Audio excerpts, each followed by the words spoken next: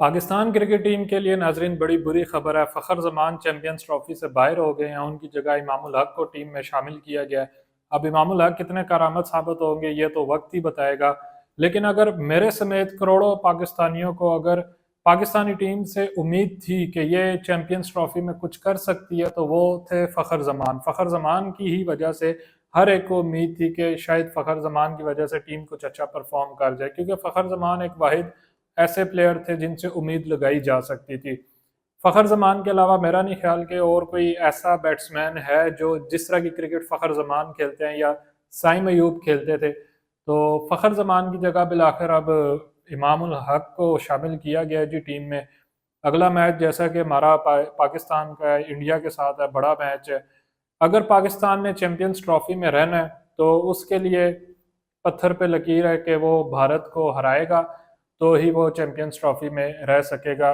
भारत को हराने के बाद भी अगर मगर की सूरत हाल पैदा हो गई इधर उधर से करके टीम शायद कोई सेमीफाइनल तक पहुंच जाए। लेकिन अभी जो मौजूदा हालत है टीम की न्यूजीलैंड से शिकस्त के बाद, लोग बड़े मायूस हैं, बड़े गुस्से में भी हैं, क्योंकि 45-45 लाख रुपया, 50-50 लाख रुपया ये जो लड़के हैं सैलरीज लेते हैं पीसीबी से, और इनकी परफॉर्मेंस देखें तो इस तरह खेलते हैं जैसे अभी ये कंडीशंस होम ग्राउंड की कंडीशंस थी। ये अभी ऑस्ट्रेलिया इंग्लैंड वगैरह में आप नहीं खेल रहे थे, ये होम ग्राउंड पर पाकिस्तान टीम का ये हाल था। जब पाकिस्तान टीम की ये टीम अनाउंस हुई थी तो तब से इस टीम की सिलेक्शन पर जो है उंगलियां उठ रही थी कि ये टीम ठीक सिलेक्ट नहीं की गई है। एक तो इस टीम में रेगुलर कोई ओपनर नहीं था, किससे ओपनिंग करवाते वो हमने देखा, बाबर आजम से ओपनिंग करवाई और टीम बुरी तरह वो तजर्बा नाकाम साबित हुआ है। तो फ़खर जमान एक रेगुलर ओपनर थे, उनके साथ कोई दूसरा ओपनर मौजूद नहीं था।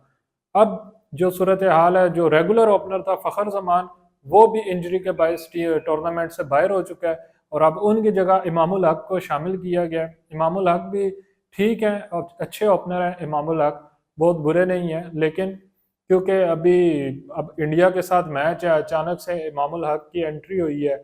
अब इमामुल हक के साथ कौन ओपनिंग करेगा ये स्टिल पाकिस्तान के लिए अब बड़ा चैलेंज है। तो इस टीम की सिलेक्शन पर वैसे शुरू से ही जो है ना उंगलियां उठ रही थी। अब तो खैर मजीद अगर अल्लाह ना करे पाकिस्तान अगर इंडिया से हार जाए, इंडिया की बड़ी मजबूत टीम है, आज बांग्लादेश के साथ इंडिया खेल रही है और इंडिया बड़ी अच्छी पोजीशन में है बांग्लादेश के साथ भी। तो इंडिया की बहुत मजबूत टीम है जी, इसमें कोई शक नहीं है।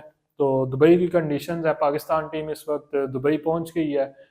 संडे वाले दिन पाकिस्तान इंडिया का बड़ा मार्क है, तो कुछ भी कहा नहीं जा सकता कि मतलब पाकिस्तान हारेगा ही हारेगा। ठीक है, पहला मैच थोड़ा गलत खेले हैं, अच्छी परफॉर्मेंस नहीं थी, लेकिन ये गेम है, पाकिस्तान इंडिया को हरा भी सकता है, ऐसा नहीं है कि हरा नहीं सकता इंडिया को।